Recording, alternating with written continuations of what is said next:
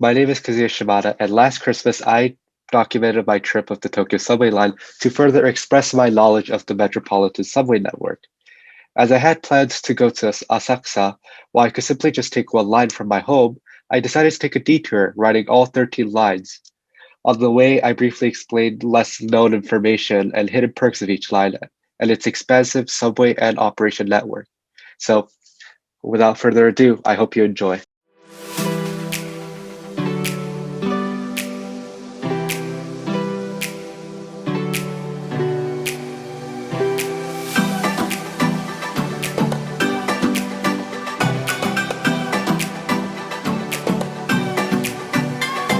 So now I am at the Aoyama station, and the first train I'm going to ride is the Hanzomon line. Before I even ride the train, I want to explain this information board. For many riders, this is an important feature to navigate through the intertwined networks. I mean, I obviously have memorized all this in my head. So as you can see, this numbering identifies the platform number. The red highlighted words identify the current location along with its station numbering. And the symbols labeled above indicates the lines in which passengers can transfer to. As you may have already noticed, each subway line has its designated color. The Hanzomo line is purple and other lines have their own color. So in each station you'll see different colored boards. This allows customers to transfer without hesitations, increasing efficiency. The Hanzomo line is my favorite line, as I've used it to commute and visit my grandparents on a daily basis from the age of 3. I frequently therefore find myself tracking the operation logistics of this line. You see, each train has its own unique numbering and scheduling system such as 653S, 74T as can be seen from the box. I can then access the web data page to see its daily schedule and notice recent trends, including the types of trains used and see patterns and delays.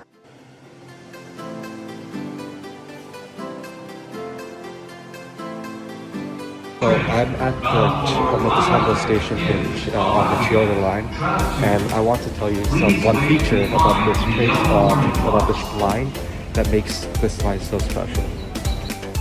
The Chiyoda line is the most sustainable line in the Tokyo Metro system. Within the past 10 years, the Tokyo Metro has shifted its focus to incorporate energy-efficient tactics. With its initiative, the new 1600 train model on the Chiyoda line has won the prestigious Laurel Prize, a prize that awards innovative new trains and something Tokyo Metro hasn't won since 1985. This train uses LED lights, LCD monitors, and the award-winning PMSM motor Hitachi designed, which is 40% more efficient than its preceding train model. Just hear the beautiful synchronous motors go.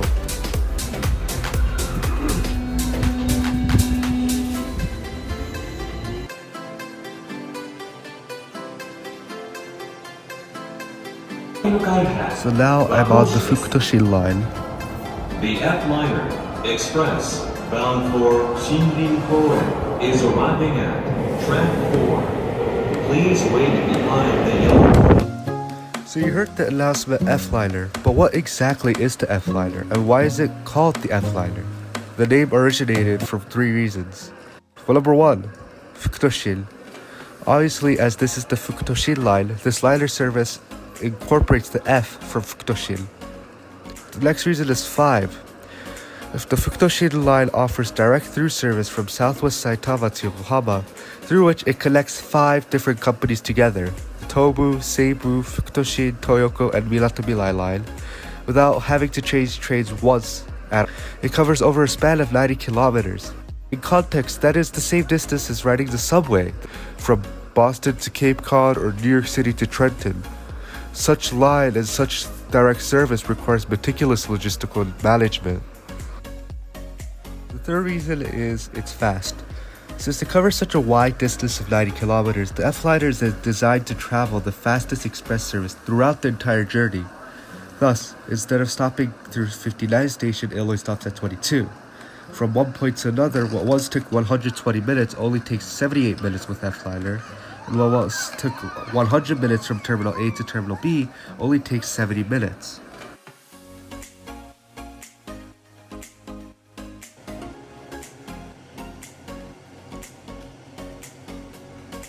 So now I'm at the Shinjuku Sanchō Terminal station. This station is one of the many expansive station networks in Tokyo has. I'll fast forward my long journey as I transfer to the next subway line.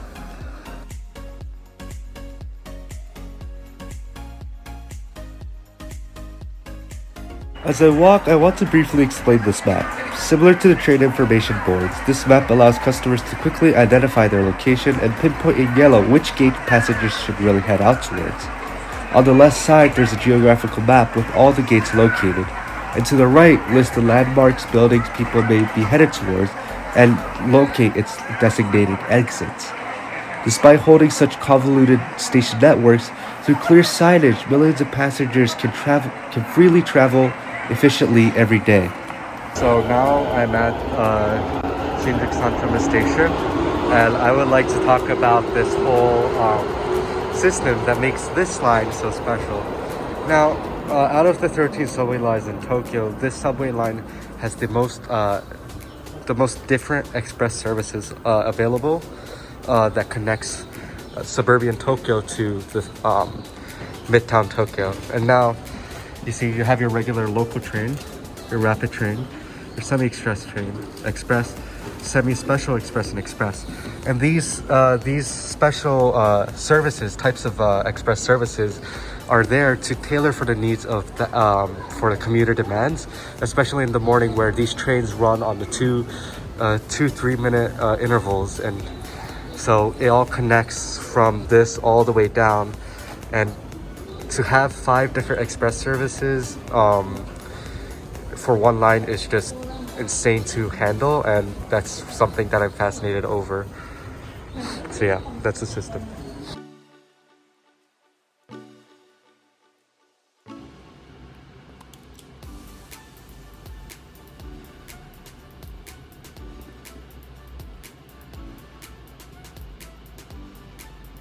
I'm at the Ichigai station right now, and I am gonna tell you a little secret about this little station and about this line. As you can see here, this is the main platform for the Yudokcho line at the Ichigai station. But if you can see to your right, there's a little path that goes inwards, and this path is known as like the secret tunnel of the Tokyo Metro. And the whole purpose of this tunnel is to transport different train lines to its factory. And so on lucky days you get to see different cars coming around here that are not from the Yudokcho line come through this path heading towards the facilities. And so this is like kind of like a hidden gem of the Tokyo Metro system, and so I'm here telling you today. So I am at the Iidabashi station here on the Namboku line. Now this Namboku line is actually the most least popular metro line out of a Japanese poll. It's the least used, and yet it's, in my perspective, I think it's the most innovative line that Tokyo Metro has to offer. One example is this home door or known as the safety door. And this safety door is actually, the Namboku line was the first metro line to implement these safety doors into service. And now, as you've seen in probably the other lines, all of the systems now have some kind of safety door feature. And this line has been the pioneer of that move to implement more safety into the train systems. And another reason is that this line, unlike other lines where there's a conductor and the person who controls the doors and announcements, this line is a one-man operated system. And this is partially due because of the low number of users, but at the same time, Tokyo Metro has been experimenting on the Namboku line of how they can implement a one-man system into a one-man operating system, so that they can minimize the cost of operating this line to gain profit. So I think they've really invested a lot of thought and innovative ideas into this line. And when I get onto the train, I hope you could find the next innovation that the line has implemented.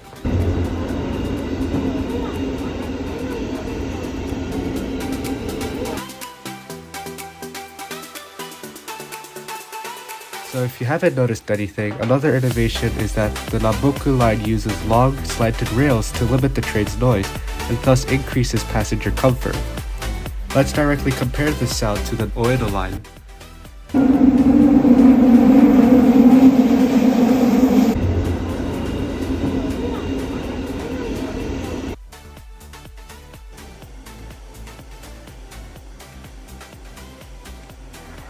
I am at the Korakuen station, and before I want to transfer to my next line, I just wanted to note that each station has its own unique chime to indicate the door is closing. As this station is home to the Tokyo Giants baseball, you can hear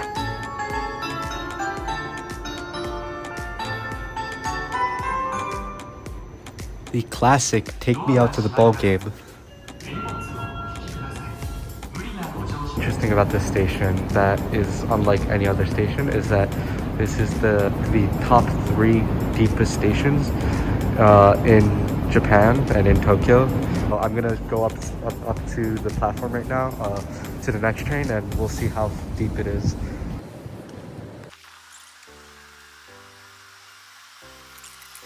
This is not the end yet. There's still more to go up.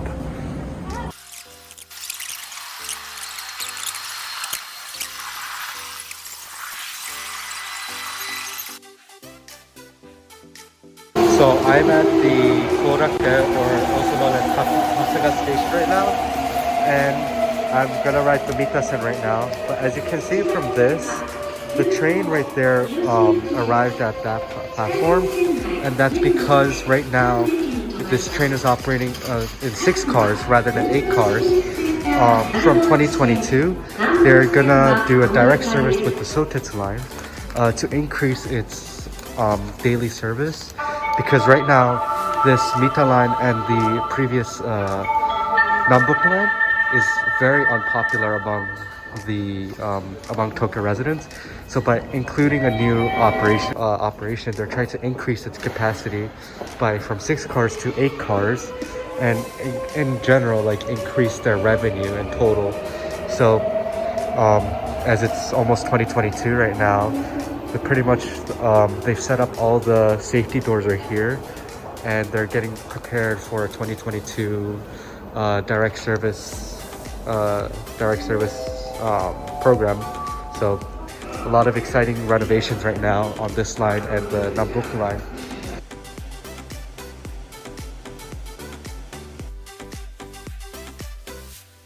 I am at the Otemachi station right now, which is known as like the heart of Tokyo, with all the businesses surrounding here.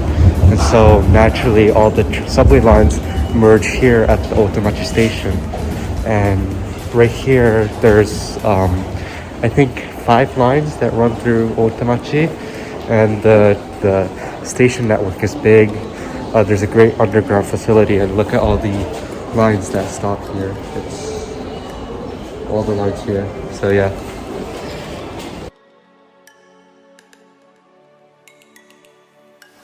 I'm about to ride the Marunochi line. In 2020, the 2000 series train model has been added to Marunochi line service. As Marunochi roughly translates to the circular line and travels around the core city locations, the train designer emphasized adding circular features. Thus, if you observe, everything is circular, from the head of the train, the side windows, and even the ceiling. Since this line transports thousands of passengers on a 3-minute intervals, notice that there is even a charging outlet to meet the specific needs of busy passengers, and especially businessmen.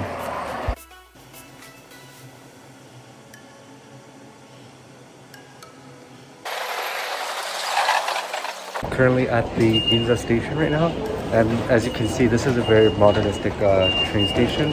It's one of the most prestigious train stations in Tokyo because of its history. So we'll take a look before we ride the next train. So part of the legacy or the prestigiousness of this station is that it has a lot of features of the history of the metro system, and this is one example right here, where this is known as the founder of the Tokyo metro system. His name is called Mr. Hayakawa, And so at Giza Station, you can find his statue as a kind of a legacy of his contributions to our daily lives. The next train I'm riding is the Hibiya line, and I want to take this opportunity to highlight the internal features implemented in recent trains to offer safety and inclusive ridership. Recently, each car has designated an accessibility section for wheel cars and baby strollers, along with an elderly zone. And right next to each monitor, there's a hidden security camera. The thing I appreciate most, personally, is the speedy free Wi-Fi offered.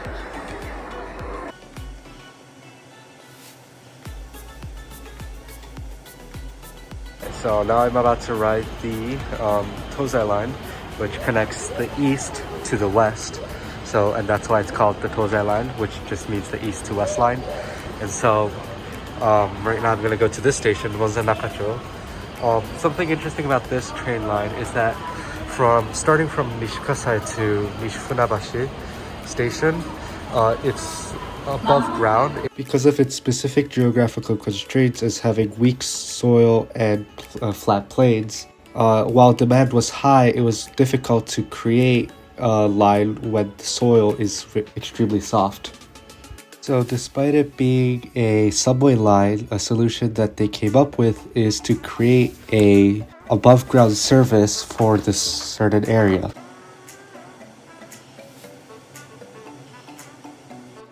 I am at the Monza Nakacho station, and as I wait for the next train, I wanted to point out this transfer and exit information. As you may know by now, Japanese transportation is all about speed and efficiency. Therefore, they provide this information to signal passengers the best location to ride a train and to transfer or exit smoothly for the next station. Since I'm riding the Asakusa line next, I will stand in car number 4. One thing you'll immediately notice when riding the Oedo line is the narrowness of the train. In comparison to the Marunouchi line, you can see a clear difference. The reason for this is due to the great economic bubble recession that hit Japan in the 1990s. During this time, the Oedo line was under construction, and thus, in order to finance this construction, they were forced to make a smaller subway line, which resulted in today's structure. Furthermore, because of the train's smaller size, it uses magnetic levitation to help facilitate the rapid elevation increase and decrease.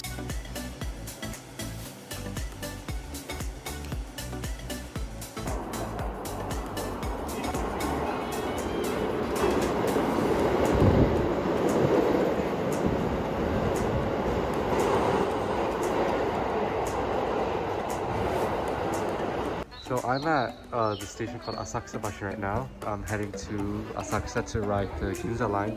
But in any sense, the significance of this line is that it connects Narita Airport all the way to Haneda Airport through this service. So it'll go all the way around, all through the subway system. So whenever I go abroad and I go back to Lawrenceville, the closest station to my place would be Daimo. But from there, I would head to Haneda Airport, or I head all the way to Narita Airport. So to me, this is my like airport line, and I know it's called the Asakusa line, but to me, I just call it the airport line.